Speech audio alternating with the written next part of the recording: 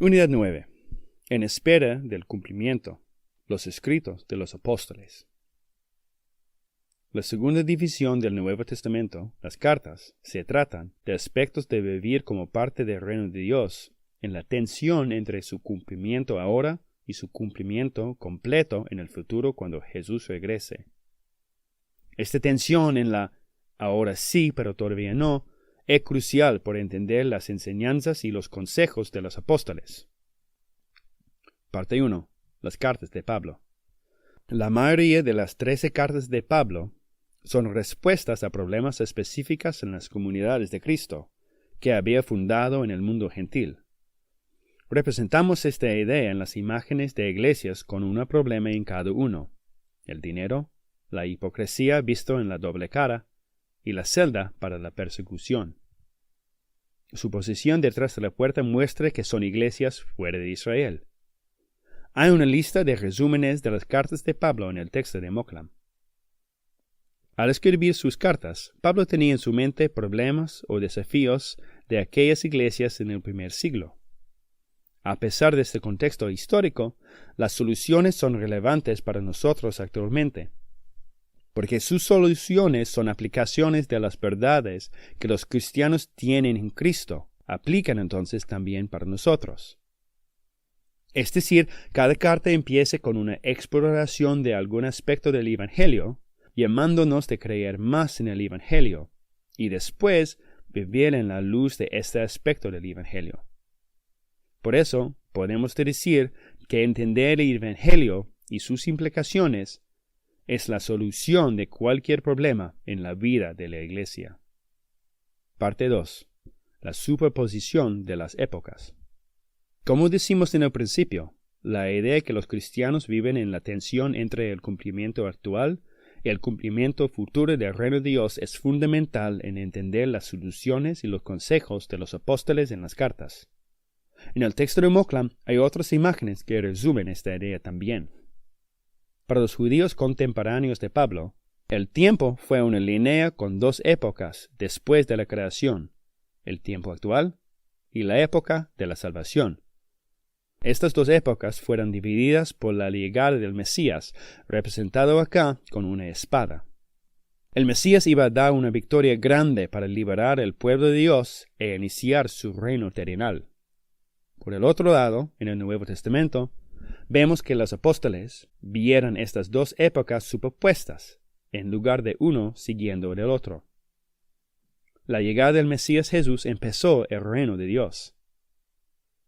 El contraste más importante es que en la descripción del Nuevo Testamento, la época actual y la época de la salvación, es decir, el reino de Dios, existen al mismo tiempo, hasta que el Rey Jesús regrese para renovar la creación y terminar la época actual, dejando solo el reino de Dios de la nueva creación.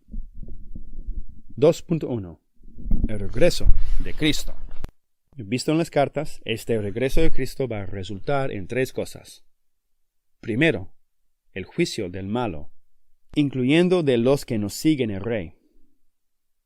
Los cristianos van a ser renovados físicamente, siguiendo la renovación espiritual que ya tienen ahora.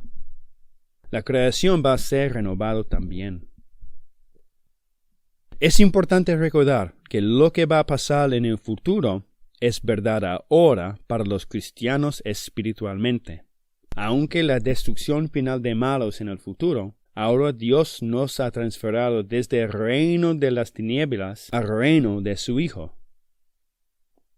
Somos ciudadanos del cielo ahora, pero vivamos en este mundo que va a ser renovado en el futuro. La ahora sí, pero todavía no. Entonces, resucitado espiritualmente ahora, mientras esperamos la resurrección final al mundo renovado en el futuro, los cristianos deberíamos vivir la verdad de nuestra nueva vida futura ahora, durante las presiones de esta vida. 2.2. La ética y el Evangelio. Desde la perspectiva del Nuevo Testamento, la ética del mundo es extraño a la ética cristiana. Esto es obvio, pero la enseñanza del Nuevo Testamento es que la ética cristiana verdadera no es posible para los que no pertenecen a Cristo, porque es más que el esfuerzo de la voluntad de una persona. La imagen de elegir la buena acción, el botón verde versus el botón rojo, representa la ética, es decir, tomar una decisión acerca del bueno o malo. En los ojos del Nuevo Testamento, la ética es una persona viviendo su estatus espiritual. Los del mundo no han recibido la vida nueva en Cristo. Entonces siguen las tinieblas. Entonces su ética sigue así. Por el otro lado, porque los cristianos han recibido la vida nueva en Cristo por gracia, han recibido la resurrección espiritual y tienen la presencia del Espíritu. Entonces pueden vivir la ética cristiana. En los escritos de Pablo, la ética cristiana no es un asunto de esfuerzo. La ética, como descrito en el Nuevo Testamento, solo sale como la respuesta a la salvación, después de la renovación por la gracia de Dios. Entonces, para el cristiano, el base para la vida cristiana es un aspecto importante en ser parte del reino de Dios durante estas épocas superpuestas. Sabiendo esta gran diferencia, los cristianos entonces buscan las cosas de arriba.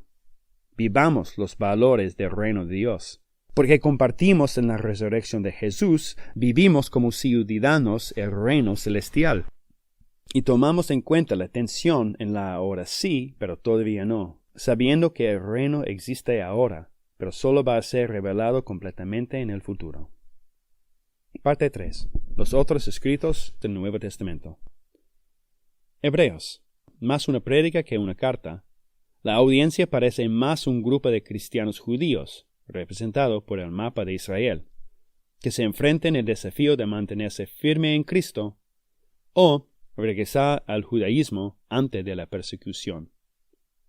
Santiago, las cartas de Juan, las cartas de Pedro. Estos fueron dirigidos a iglesias mezcladas de judíos y gentiles. Advierten contra la enseñanza falsa, cristianos falsos o hipócritas, y los peligros durante el sufrimiento y la persecución. Apocalipsis. Con una audiencia de iglesias mezcladas también, específicamente a un grupo de iglesias en Asia, el país actual de Turquía, el libro fue escrito durante una persecución grande.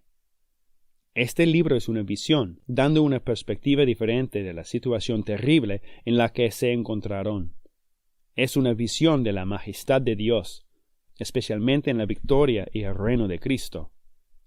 El uso de simbolismo sacado del Antiguo Testamento tiene la función de consolar y asegurar a aquellos cristianos que ya Dios tiene la victoria y que su salvación es seguro, con el fin de motivarlos a quedarse firme a pesar del sufrimiento que esconde la realidad. Es importante leer la descripción más completa en el texto de Moklam.